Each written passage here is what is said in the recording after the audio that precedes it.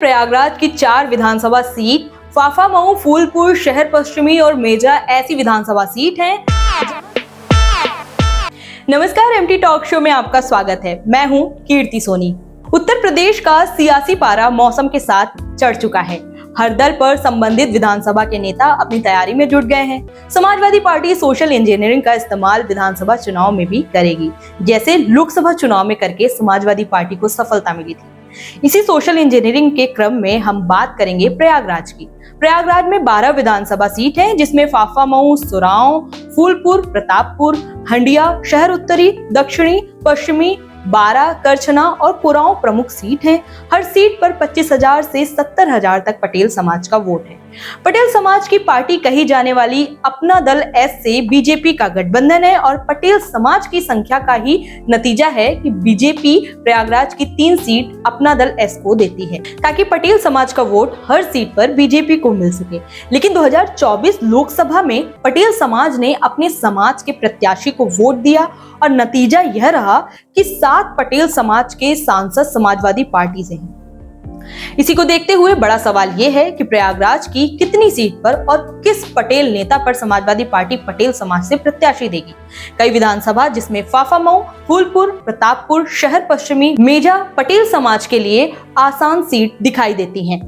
कई नेता अपनी तैयारी में लगे हुए हैं, जिनमें दूधनाथ सिंह पटेल, धर्मराज पटेल, पंकज सिंह पटेल, रमाकांत पटेल और संदीप सिंह पटेल आदि पटेल नेता अपनी तैयारी कर रहे हैं। संदीप सिंह पटेल खुद मेजा से समाजवादी पार्टी के विधायक हैं। आइए मैं अलग अलग नेताओं पर चर्चा करती हूँ। सबसे पहले बात करूंगी फाफामऊ विधानसभा की। कहा जाता है फाफामऊ विधानसभा में पटेल समाज का 50,000 के करीब वोट है। बीजेपी लगातार 2 बार से चुनाव जीत रही है। इसमें पटेल समाज का बड़ा योगदान है। पटेल समाज से फाफामऊ से दूधनाथ सिंह पटेल की जमीनी स्तर पर तैयारी है। दूधनाथ सिंह पटेल समाजवादी पार्टी से 2017 में भी टिकट मांग रहे थे, लेकिन समाजवादी पार्टी ने पूर्व विधायक अंसार अहमद पर भरोसा किया। बीजेपी की तरफ ध्रुवीकरण हुआ और फिर बीजेपी विधायक गुरु प्रसाद मौर्य 14,324 वोट से चुनाव जीत गए।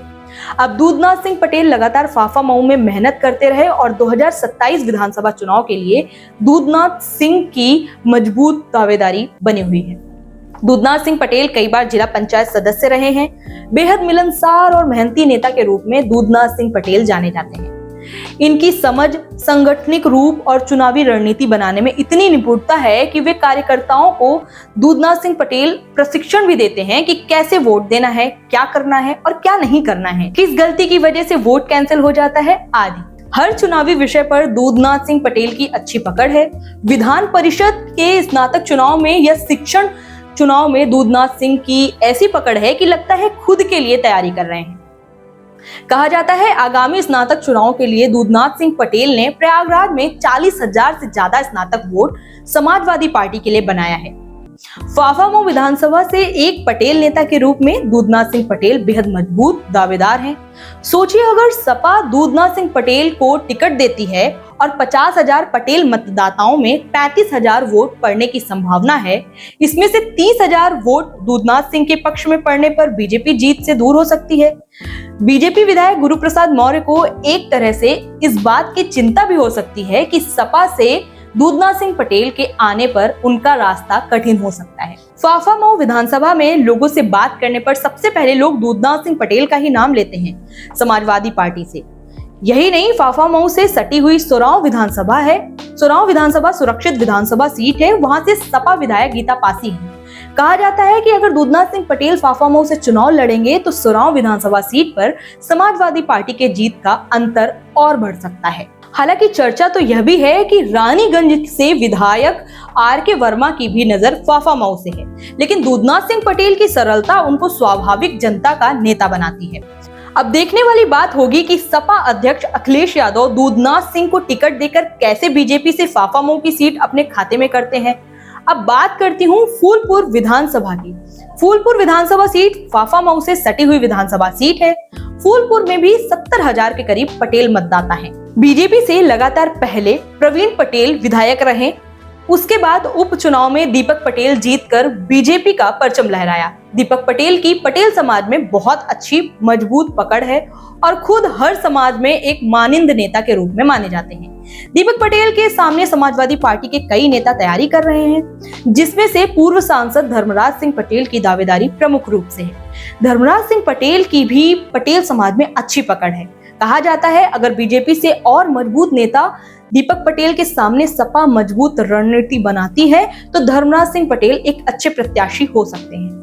बेहद सरल स्वभाव के और सबके सुख दुख में शामिल होने वाले नेता के रूप में धर्मराज सिंह पटेल जाने जाते हैं।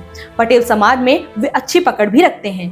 धर्मराज सिंह पटेल पटेल समाज में बहुत ही सम्मानित नेता के रूप में जाने जाते हैं। समाजवादी पार्टी के कार्यक्रम में उनकी उपस्थिति बेहद प्रभावी तरीके से देखी जाती है। फूलपुर से ही दूसरे पटेल समाज के नेता हैं पंकज सिंह पटेल। पंकज सिंह पटेल एक समाज सेवी और युवा नेता हैं।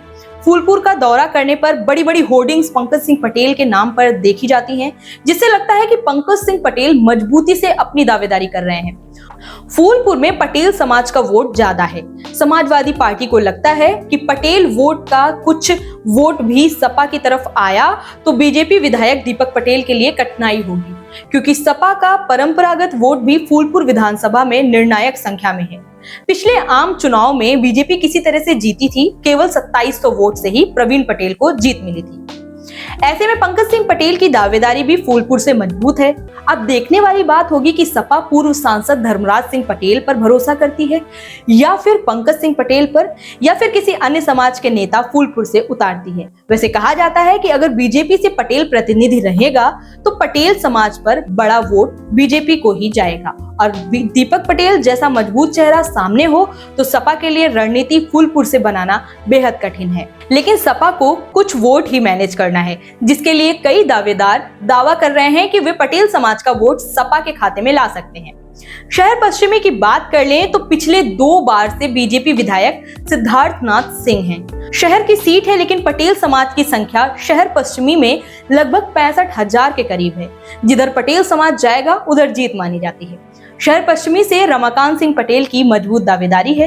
हमारे एक कार्यक्रम में बताया गया था कि रमाकांत सिंह पटेल हर तरफ से एक मजबूत दावेदार शहर पश्चिमी से हैं और सपा जिस तरह से एक सीट पर जीतने के लिए मेहनत कर रही है और रणनीति बना रही है, उससे लगता है कि प्रयागराज की शहर पश्चिमी पर भी जीत की संभावना पटेल समाज के प्रत्याशी आने पर बढ़ जाएगी और उसमें खाटी के समाजवादी नेता रमाकांत सिंह पटेल अनिवार्य विकल्प के रूप में हैं।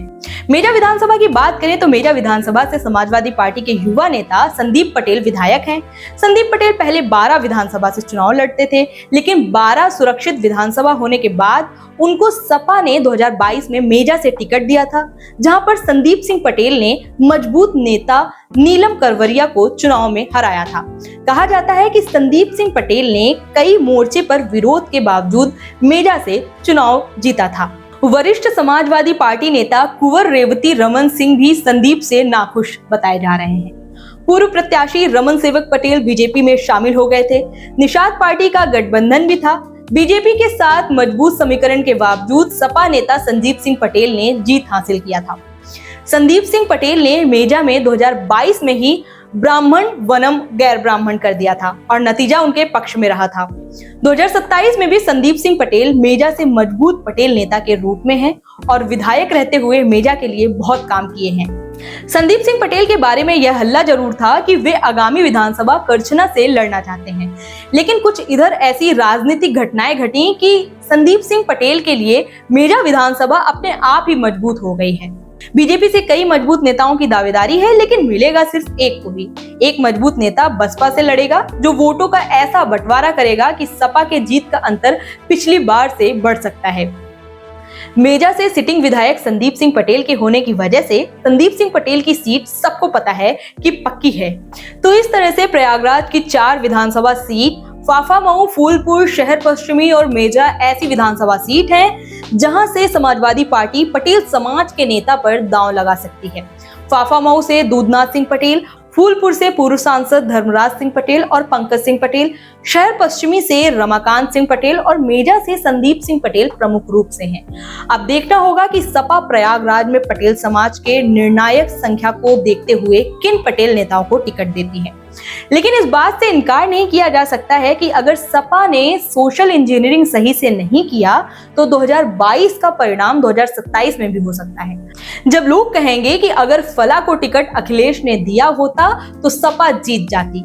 उम्मीद है सपा 2027 में 2022 वाली गलती नहीं करेगी। अब मुझे इजाजत दीजिए, तब तक के लिए देखते रहिए एमटी टॉक शो। धन्यवाद।